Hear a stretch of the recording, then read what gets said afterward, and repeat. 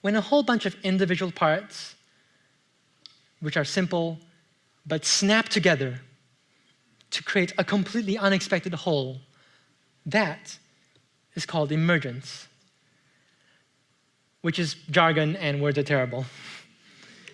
So usually people describe this by saying, the whole is greater than the sum of its parts.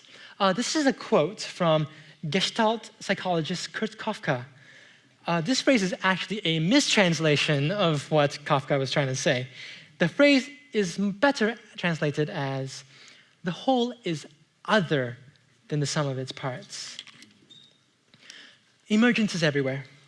In our culture, economics, politics, any human endeavor, we are capable of both the wisdom of the crowds and the madness of the crowds.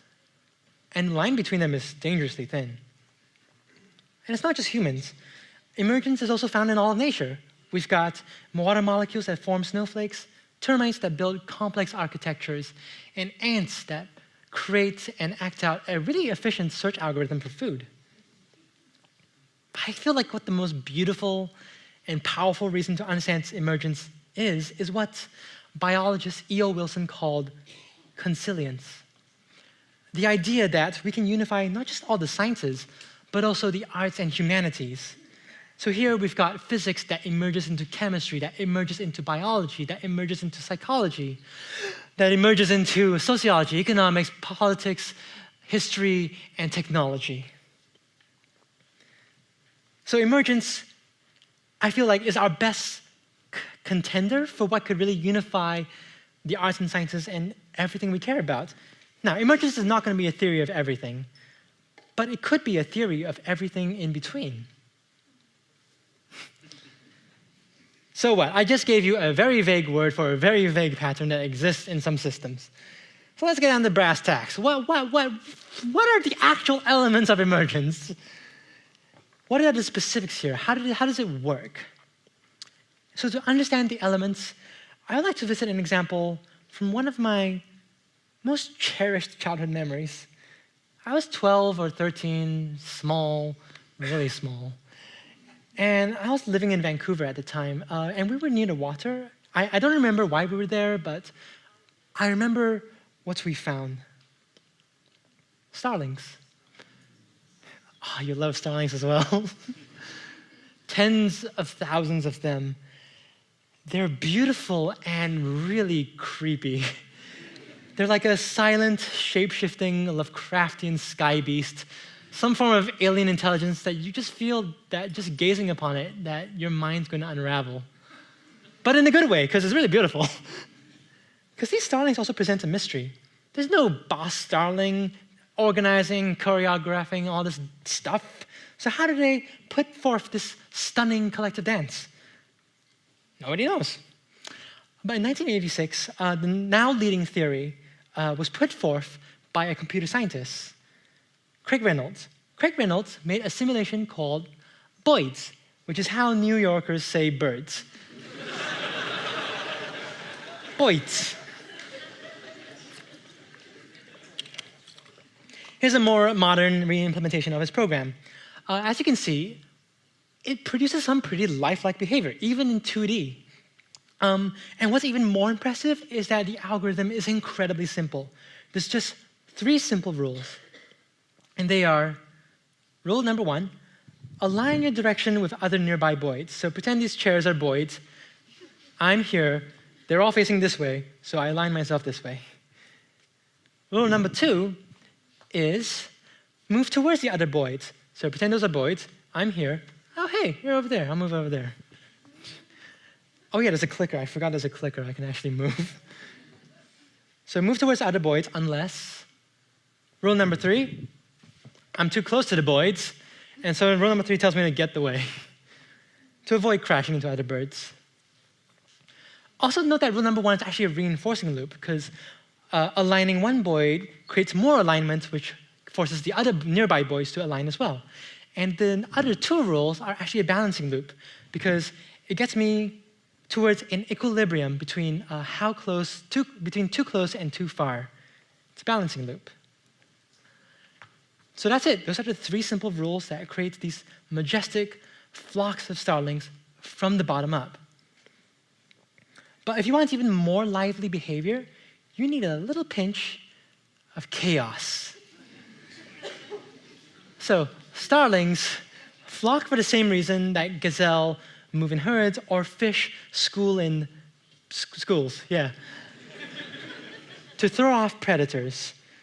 And so yes, starlings only do these majestic dances only when there is a predator, like a hawk. That's my best hawk. That's what you're gonna get. In any case, you need a source of chaos. But also, you need a lot of starlings, because 2 starlings is not a flock. You need tens of thousands. You need a dense network of interactions. So finally, here it is, what this entire talk has been building up to. The elements of emergence. Reinforcing loops, balancing loops, chaos, and a dense network of interactions.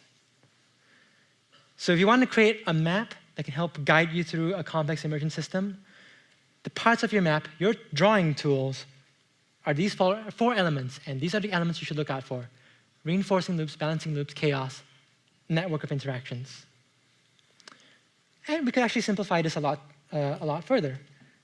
You could say that reinforcing and balancing loops are actually selection, because they force the ball to roll smoothly into a valley, an attractor, while the other 2 elements, chaos and interactions, create a variation. Chaos is like a ball that is just really, chaotic like that. And interactions are like a whole lot of balls just smashing against each other. So that creates a lot of variation. So variation and selection, or in other words, evolution. Evolution requires a really fine balance between variation and selection. You have too much variation, and that's just random noise. You're not going to get anything useful. But here's something that I truly believe, that in terms of our culture and our cultural evolution, we are putting way too much focus on selection. Create incentives for the things you want, create sanctions for the things you don't want, nudge this, nudge that, optimize. And that's fine, but one, if you do too much selection, you can get trapped in a short-term solution. Or the jargon in evolutionary biology is local maxima, something like that. And besides, we're also neglecting the whole other half of evolution, variation.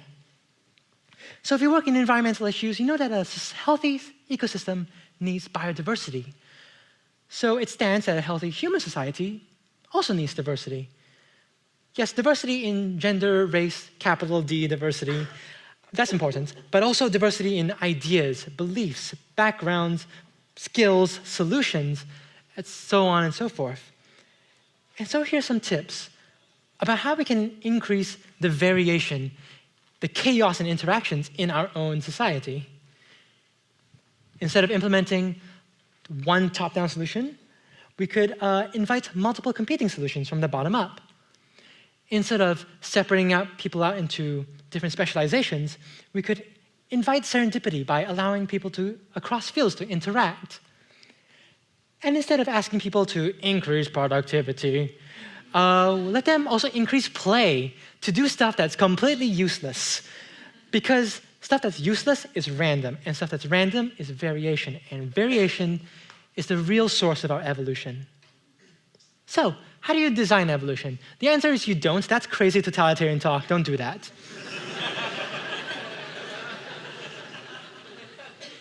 What you can do is design for evolution, so that, one, respects people's own autonomy, because it's bottom up, and two, by designing for evolution, but not designing evolution, the system itself can surprise you with solutions that you never even thought of. In fact, evolution is such a good engineer that even our human engineers are copying evolution. There's rocket nozzles and antenna that is designed with these things called genetic algorithms, which simulate evolution, but for antenna and rocket nozzles. And it makes much better solutions than humans could come up with alone. So the whole time we've been thinking of chaos as an enemy, a dragon to slay. But maybe, just maybe, we can make chaos our friend. Think about chaos like fuel. If you're not careful, thank you for getting a reference. Chaos is fuel. If you're not careful, it could set everything on fire. But if we're clever and we're careful, chaos can be what drives us all forward. And one of my favorite quotes that comes from, actually you, Stuart, is this: evolutionary design is healthier than visionary design. Evolution, greater sign, revolution. Evolution over revolution. Because top-down solutions usually go the way of our British colonialists and their Cobra bounty. But bottom-up solutions, where the whole is other than the sum of its parts, those are messy, chaotic, completely unpredictable, and the most beautiful things that our universe has to offer.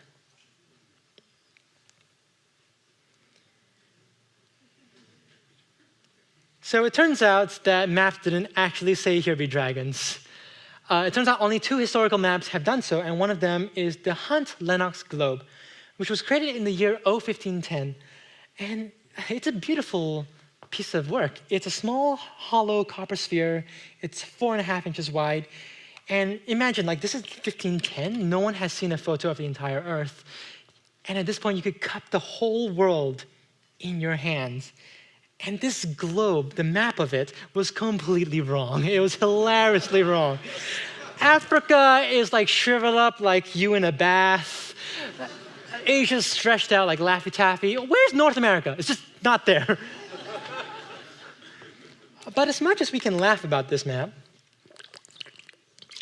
keep in mind, our own maps, not of geography, but of the complex systems that actually affect and impact real people, millions of people. Our maps of those systems are not much better. But we got to start somewhere. And it starts with a pen and a piece of paper. So in this talk, in, 50 minutes already, I've given you 3 tools to map systems: loops, attractors, and emergence.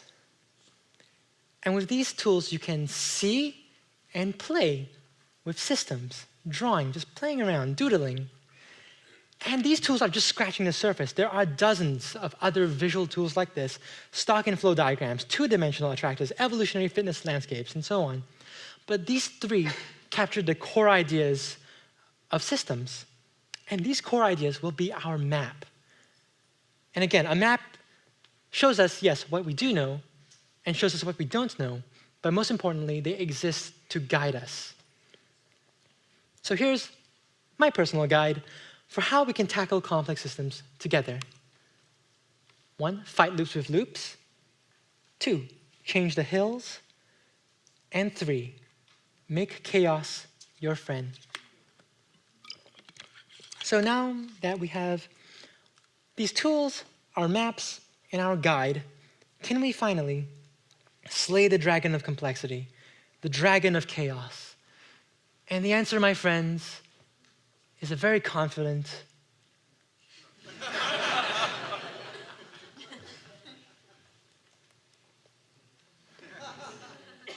but here's something else we can do. We can see the dragon, honestly, truly. Get out of our old linear mindsets and honestly understand, see this dragon for who it really is. And then we can play with the dragon. We'll have to interact with the dragon no matter what.